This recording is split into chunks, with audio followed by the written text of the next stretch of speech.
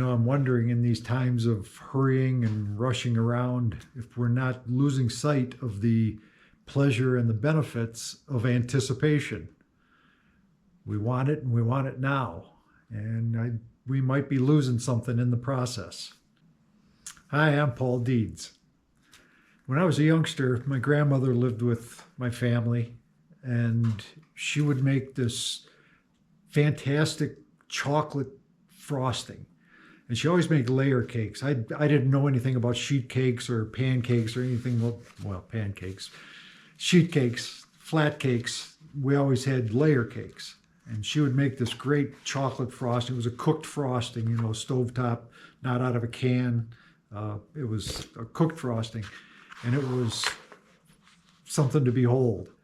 And when I would have a piece of this cake, it would be on my plate on the side, and I would eat around the frosting. I would eat the cake part from around the frosting and leave just the outside frosting and the layer frosting in the middle.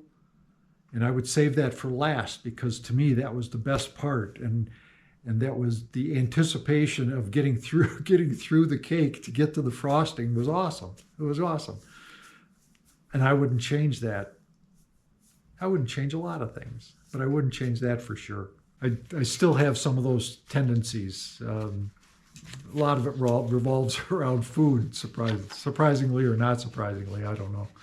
But anyway, I like to have frosted mini wheats for breakfast quite frequently. And my plan when that's not like I have a plan to eat cereal,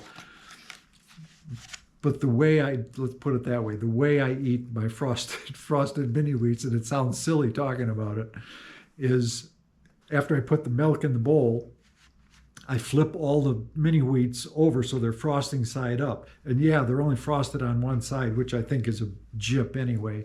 But anyway, I turn them all frosting side up in the bowl so I can see which ones have the most frosting and which ones are lacking frosting. And I eat the ones with the least frosting first, and save the ones that are more heavily frosted for last. Call it silly. I don't know. I'm 75. I don't care. And staying on the food theme, when it comes to jelly beans, I really like jelly beans. I don't know. Me and Ronald Reagan, we like our jelly beans. So anyway, when I grab a handful of jelly beans, I always eat the white color ones, which I think are pineapple or something, and the purple ones, which are grape, because they're my least favorite. I really like the orange ones, the red ones, the green ones, the yellow ones. The white ones and the purple ones, not so much. So I eat them first and leave the best for last. Oftentimes I'll end up with, half a dozen orange ones to finish off the jelly beans with. And even the ones that I do like, like I said, the orange, the red, the green, orange, red, green, and yellow primarily. They have their hierarchy too, but it's not quite as fanatical as the other ones. The purple and I'm really getting carried away with these jelly beans. The purple and the white ones, I enjoy them, but not as much as the other ones. That's why I eat them first. Anyway, it's the simple pleasures of delayed gratification that I think are kind of being lost in these days. Maybe it's just me getting older, that things seem to be moving faster and faster all the time. And I wonder how that's going to end up, that you can only go so fast. It would seem now. I don't know. I wonder what we're losing in the process, or what will be lost eventually. And it's not all about food. It's about other things too. It's about the discipline of putting some money away now for something you want later on. I remember when I was a youngster, I don't know, 8 or 10, I suppose. I don't know. But I wanted this bike really bad. So I would save my allowance. I got a little small allowance from my parents, and I would get money for my birthday or whatnot, and I would put that aside. And I worked early, doing things around the neighborhood that I'd pick up $1 or $2 here and there. But I saved up my own money for this bicycle. And I remember vividly, for it being so long ago, my dad taking me to the Schwinn dealer and picking out this bicycle that I wanted and buying it with my own money. And I remember it today. It was a red Schwinn Typhoon, and it was quite a day for me to earn the money for the bicycle and buy it myself. I think the value of having to save up my own money and the anticipation of working toward that goal, I think the value of that is immeasurable to me anyway. I think it had an impact on how I look at things and how I do things today. It feels like now in a lot of cases that bike would just be put on a credit card, so you could have the bike right now. And the anticipation and the value of having to save for it would be lost, And on top of that, you'd have the burden of the monthly payment on the credit card. And the way things are now, the bicycle wouldn't be the only thing. There'd be other things that you had to have right now that go on the credit card. And I don't know, is that a good thing or a bad thing? It seems like everything has to be right now. If I can go back to food for a minute, my mother used to make macaroni and cheese from scratch on this, in the stove. She started out on the stove and ended up in the oven, but she would put this breadcrumbs on the top and these slices of cheddar cheese, and then bake it, and it was pretty flippin' awesome.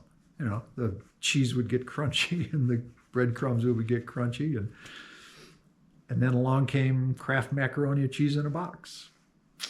And I confess, I've eaten a couple of tons of it, and it's not bad for what it is, but it's not homemade, and it's a lot faster and a lot easier, to be sure. And if that wasn't bad enough, after that came microwave macaroni and cheese, which I could never understand. Like boiling water was too troublesome, took too long. Boiling water was too hard. I don't know.